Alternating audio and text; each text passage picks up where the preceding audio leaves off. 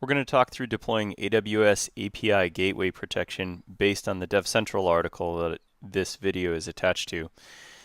So the first thing you do is to get your big IP deployed. So here I've got a big IP deployed in AWS. You can use the CloudFormation templates to do that, and there's links to do that in the DevCentral article. In this case, you can see it's been deployed. I have this public IP to use for management. We've got that open here. I've deployed the big IP. You can see there are no virtual servers deployed. It's empty right now.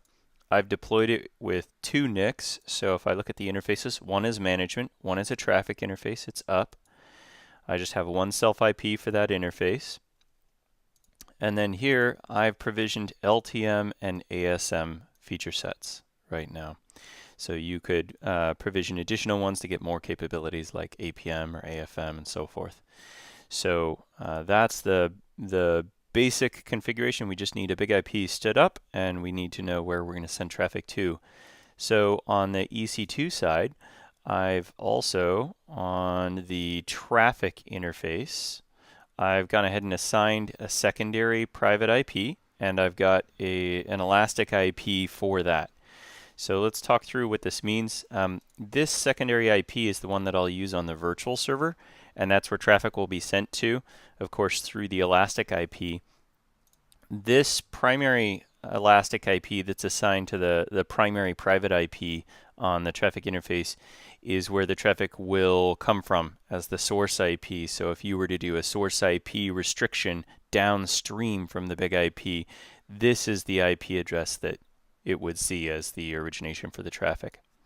So let's go ahead and dive in. What we're going to do is show using Postman to do this deployment. So I've gone ahead and clicked import, and I've imported. You can either do it from a link using the raw on GitHub. So we'll take a look at that right here. So we would go here to the GitHub point. We would go to, say, the collection, go to raw, and then we could grab this link and import it, or we could just copy paste this in and import it.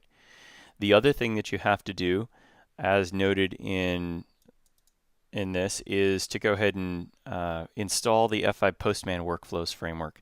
So what this does is it allows us to have more advanced tests as we go through. And if you've gone through the Super NetOps program, then you'll see this used heavily there. If you haven't, it's highly recommended. That's a great resource for you.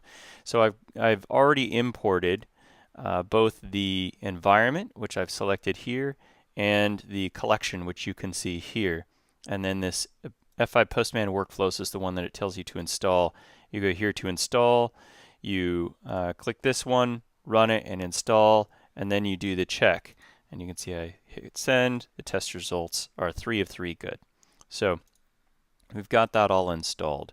So now what we can do is go ahead and take a look at what values we've put into the environment. So we have to fill in some things. So we've got a username, we've got a password. This will get us a token that we can then use. And the management IP is the same one that we saw earlier. So 199.253. Let's take a look over here. So that's this one right here on the management interface. All right, so the monitor receive string is text that we expect from the web page or REST API call, I should say, that is being called for the monitor. And this is the URI. So what it's going to do is it's going to be /stage and then whatever this URI is. So if you have just slash here, then it'll be, in this case, it'll monitor /v2 and then /. And that's because in your API Gateway implementation, the stage always prefixes everything else in your API. So this right here, this DNS name is what DNS name do I want to use to send traffic to the big IP, which will then send it on to the API Gateway. We need this because we have to rewrite this to the API Gateway DNS name.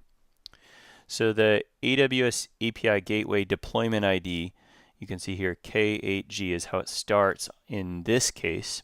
Let's go take a look at that. So if we look at our API Gateway implementation, we have resources and we need to deploy that, but we also have to create a stage. And so you can see here's where I get the v2. I named it v2. And look here, the invoke URL starts at KHG. So that's what this value is. You can just plug that in.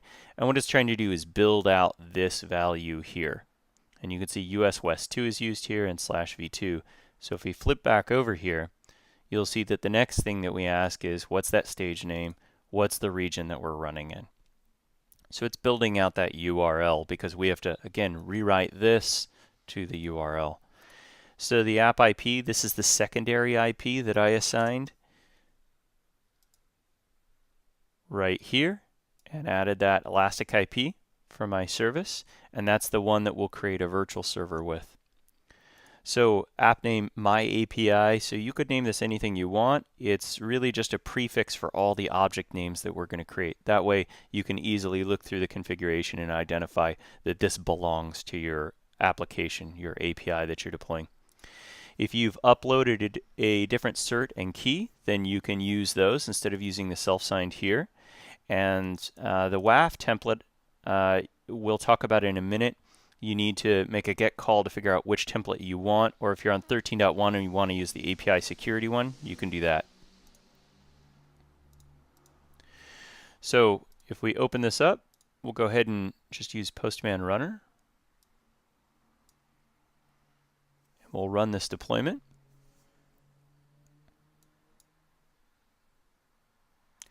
So you can see it gets quickly towards the end. Now it needs to build the WAF policy. So let's take a look while we're waiting. We've authenticated and obtained a token, verified it worked. We created a transaction, and the transaction allows us to do a number of steps in process, and if it doesn't pass all of them, then it won't complete the transaction. So we're going to create a rewrite profile, create a monitor that's specific to our deployment, create a pool using that monitor, and in this case it's an FQDN pool pointing at that DNS name from our deployed stage in the API gateway. Create a client SSL profile. We're going to create a virtual server which is listening for traffic and using all of these as profile elements. We're going to check to make sure that everything's good. Then we're going to commit that transaction and check to see if it worked. So the next thing we're going to do is we're going to get a copy of all the WAF templates available. We're going to create a WAF policy based on the settings that we've got in there and what template we've chosen. We're going to add that WAF policy to the virtual server. We're going to add logging to the virtual server, and then we're going to check to see what's the status of the virtual server. So you can see everything passed. Let's go take a look at it. So now if we make a call to the API gateway,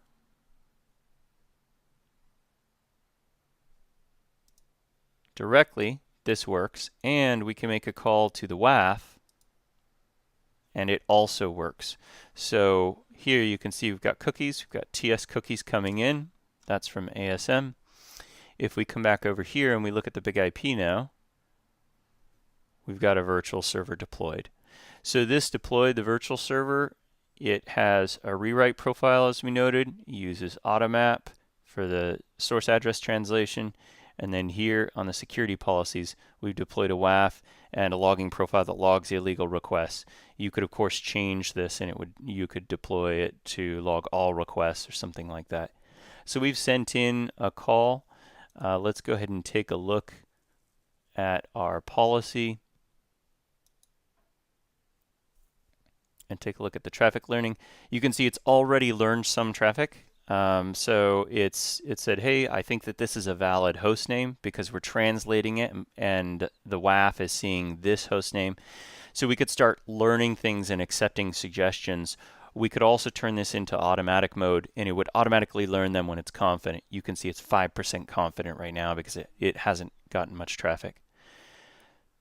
So the last step that I mentioned is about the WAF policies. So in our case, we've got the WAF right here, and when we create the WAF policy, we're choosing a WAF template, and we looked at that earlier, and here you can see this is the value that I've selected here. But what if you're not using 13.1 or this doesn't exist on your box, this template, or you have different template that you want to use?